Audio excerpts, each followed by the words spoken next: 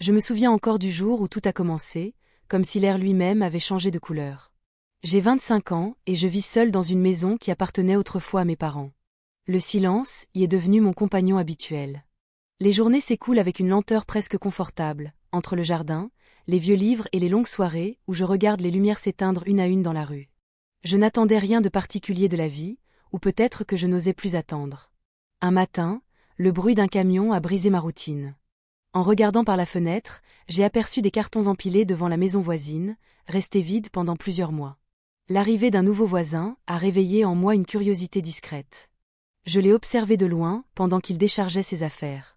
Il avait une allure calme, assurée, et quelque chose dans sa façon de bouger donnait l'impression qu'il savait exactement où il allait, même dans un endroit nouveau. Nous nous sommes rencontrés le même jour, presque par hasard. Je sortais pour arroser mes fleurs quand il s'est approché pour se présenter. Son sourire avait une chaleur inattendue, simple mais sincère. Je me suis surprise à parler plus longtemps que je ne le fais habituellement avec un inconnu. Il y avait dans son regard une attention qui me troublait légèrement, comme s'il voyait au-delà de mes gestes ordinaires. L'après-midi s'est transformé en une série de petites pensées distraites. Je me suis retrouvée à regarder par la fenêtre plus souvent que nécessaire, remarquant les mouvements dans sa maison, la lumière qui s'allumait, puis s'éteignait. Je ressentais une agitation douce, presque oubliée. Quand il est venu frapper à ma porte en début de soirée pour m'inviter à visiter sa maison, j'ai hésité seulement quelques secondes avant d'accepter. Sa maison sentait encore le bois fraîchement déplacé et les cartons ouverts. Pourtant, elle avait déjà quelque chose d'accueillant.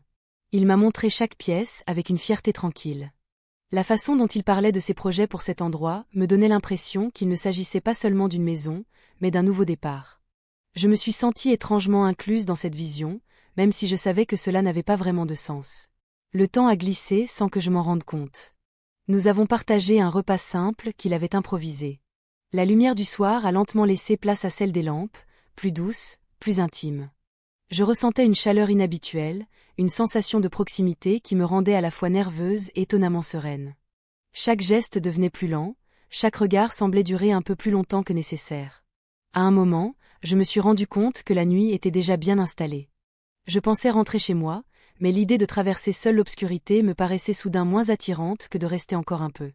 L'atmosphère autour de nous avait changé, devenant plus silencieuse, presque suspendue. La distance entre nous s'est réduite naturellement, comme si elle n'avait jamais vraiment existé. Je sentais mon cœur battre avec une intensité que je n'avais pas ressentie depuis longtemps.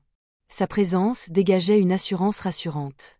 Quand ses mains ont effleuré les miennes, un frisson inattendu a traversé tout mon corps. Ce contact simple portait une promesse silencieuse, quelque chose de tendre et d'inévitable à la fois.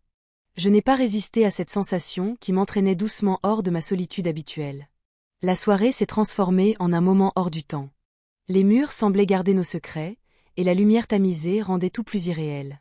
Je me souviens d'avoir laissé tomber mes hésitations une à une, comme on dépose un manteau trop lourd. Je me suis sentie vue, désirée d'une manière subtile, presque délicate. La nuit a continué de s'étendre autour de nous, enveloppant chaque geste d'une douceur inattendue, jusqu'à ce que je réalise que je ne repartirai pas avant le matin.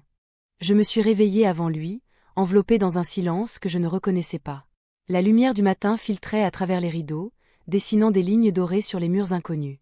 Pendant quelques secondes, je suis restée immobile, essayant de comprendre où j'étais et comment j'étais arrivée là.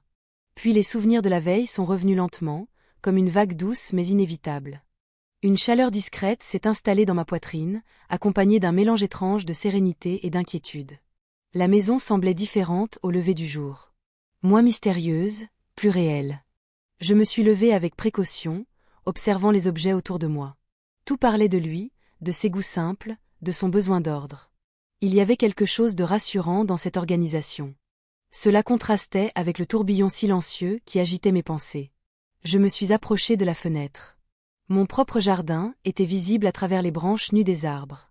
La distance entre nos deux maisons m'a soudain semblé insignifiante, presque symbolique. Pourtant, je savais que franchir cette distance la veille avait changé quelque chose en moi. Une frontière invisible avait disparu. Quand il s'est réveillé, son regard posé sur moi avait la même douceur que la veille, mais aussi une forme de curiosité calme. Sa présence me troublait toujours, mais d'une manière plus profonde, moins nerveuse. Nous avons partagé un petit déjeuner improvisé, baigné dans la lumière pâle du matin.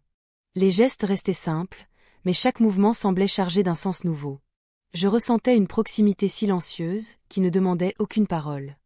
Je me surprenais à observer ses mains lorsqu'il préparait le café, la manière dont il se déplaçait dans la cuisine comme s'il m'y avait toujours attendu. Cette familiarité soudaine me déstabilisait. Une partie de moi voulait ralentir, analyser, comprendre ce qui se passait.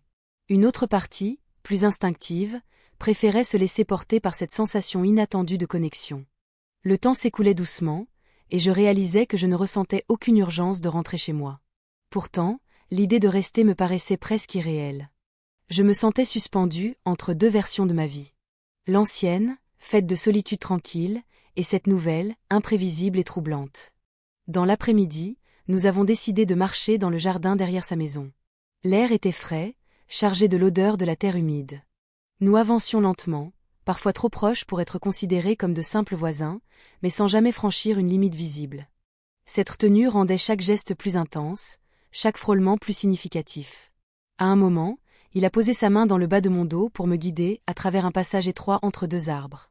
Ce contact bref a réveillé en moi la mémoire de la nuit précédente. Une vague de sensations familières est remontée, accompagnée d'un frisson discret.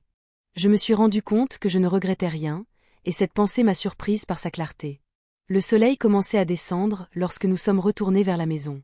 L'atmosphère devenait lentement plus intime, comme si la journée préparait silencieusement une nouvelle nuit. Je ressentais un mélange étrange d'anticipation et de doute. Tout allait peut-être trop vite, et pourtant, rien ne me paraissait forcé. Quand la lumière s'est adoucie à l'intérieur, je me suis retrouvée assise près de lui, sentant la chaleur de son épaule contre la mienne. Le silence entre nous n'était plus hésitant. Il devenait presque nécessaire, comme un langage que nous apprenions ensemble. Je sentais que quelque chose d'important se construisait, fragile mais sincère.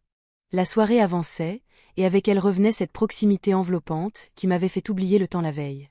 Je savais que je pouvais partir à tout moment. La porte n'était jamais fermée. Pourtant, en observant la lueur calme dans ses yeux, j'ai compris que mon choix était déjà fait, même si je n'osais pas encore me l'avouer complètement. La deuxième nuit est arrivée sans que je voie vraiment le moment où la journée s'est terminée. Le ciel avait pris une teinte plus sombre, et la maison semblait respirer plus lentement, comme si elle s'adaptait à notre présence. Je ressentais une tranquillité nouvelle, mais aussi une légère peur, celle qui apparaît quand quelque chose devient trop important pour être ignoré. Nous étions assis près de la fenêtre. Dehors, les lumières de la rue s'allumaient une à une, dessinant un paysage familier que je regardais pourtant avec des yeux différents. Je pensais à ma maison, juste en face. Elle paraissait soudain plus silencieuse que d'habitude, presque lointaine. Cette pensée m'a traversé l'esprit comme un rappel discret de la vie que j'avais laissée en pause. Sa présence à côté de moi était devenue naturelle, presque évidente.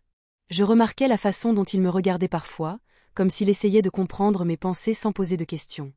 Ce regard me touchait plus profondément que je ne voulais l'admettre. Je sentais en moi une confiance fragile, mais réelle, qui grandissait lentement. La soirée s'est déroulée dans une atmosphère douce, presque irréelle. Chaque geste semblait plus lent, plus attentif. Je ressentais cette proximité qui ne demandait aucune explication, comme si nos silences disaient déjà tout. Lorsqu'il a posé sa main sur la mienne, j'ai senti cette chaleur familière revenir, plus intense, plus sûre. J'ai fermé les yeux un instant, laissant cette sensation me guider sans réfléchir. Le temps a encore perdu son importance. Je me souviens seulement de la lumière qui devenait plus tamisée, des ombres qui se mélangeaient aux murs, et de cette impression d'être exactement à l'endroit où je devais être. Je me suis laissé porter par cette douceur enveloppante, oubliant mes hésitations, oubliant même la peur de regretter. Tout paraissait simple, presque évident, comme une histoire qui s'écrit toute seule. Plus tard dans la nuit, allongé près de lui, j'écoutais le calme autour de nous. Je réalisais que ma solitude, que je croyais confortable, cachait en réalité un vide que je n'avais jamais voulu reconnaître. Cette pensée ne me rendait pas triste. Au contraire, elle me donnait une sensation étrange de liberté. Comme si admettre ce manque me permettait enfin d'avancer. Le matin est arrivé doucement, accompagné par la lumière pâle qui entrait dans la pièce. Je me suis réveillée avec un sentiment nouveau, mélange de paix et d'incertitude. J'observais le plafond, essayant de comprendre ce que tout cela signifiait pour moi. Je savais qu'une seule nuit pouvait être un simple souvenir. Mais au fond de moi, je sentais que cette histoire ne ressemblait pas à quelque chose de passager. Je me suis levée lentement et je me suis approchée de la fenêtre. Ma maison se trouvait toujours là, immobile, fidèle, comme si elle m'attendait. Pourtant, je ne ressentais plus le même attachement. Une partie de moi comprenait que je n'étais déjà plus tout à fait la même femme qui regardait ce jardin chaque matin. Quand il m'a rejointe, je n'ai pas ressenti le besoin de dire quoi que ce soit. Sa présence suffisait. Nous sommes restés côte à côte, regardant simplement le jour se lever. Dans ce silence partagé, j'ai compris que certaines rencontres ne promettent rien avec des mots, mais changent tout sans prévenir. Je ne savais pas ce que l'avenir nous réservait. Peut-être que nos chemins resteraient liés, peut-être que la vie nous surprendrait autrement. Mais en quittant sa maison un peu plus tard, traversant lentement le petit chemin vers la mienne, je sentais que quelque chose d'essentiel avait changé en moi. Pour la première fois depuis longtemps, la solitude ne me faisait plus peur. Elle ressemblait désormais à un choix, et non à une habitude. Et en refermant doucement la porte derrière moi, je savais déjà que cette histoire, quelle que soit sa suite, resterait gravée comme le moment où j'ai commencé à regarder la vie autrement.